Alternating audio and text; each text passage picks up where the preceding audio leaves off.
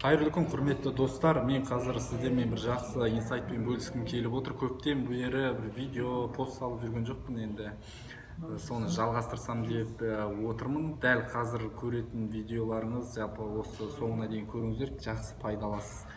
Өзім пайдаланып азды көпті жақсы нәтижелер алып жүрмін.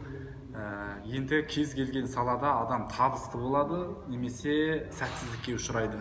Яғни сол кезде адам анализ жасап үйрену керек екен. Мысалы, менің табысты болып тұруыма не әсер етті? Яғни өзіңе анализ жасайсың да, мысалы, осы айда осындай нәтижеге жеттім, осы айда осындай нәтижеге жеттім.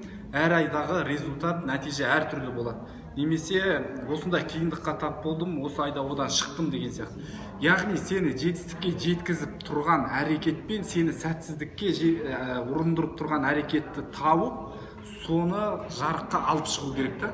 Мысалы, сіздің табысыңыз мысалы 200 мың теңге болатын болса, өткен айда, осы айда сіз 500 мыңға шықтыңыз.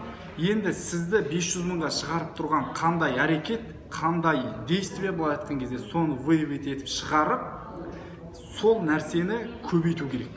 Яғни сізді табысқа жеткізіп тұрған бір еңбегіңіз, бір әрекетіңіз, соны сіз анықтайсыз.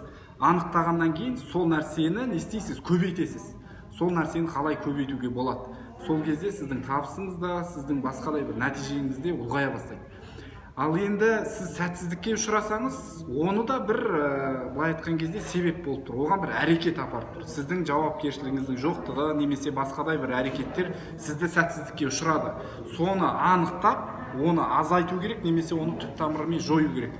Шығатын қорытынды кез келген табыста, сәтсіздікте адам өзіне анализ жасап, сәтсіздікке ұшыратқан, сізді табысқа көтерген нәрсені тауып, сол нәрсені дұрысынан пайдалану керек.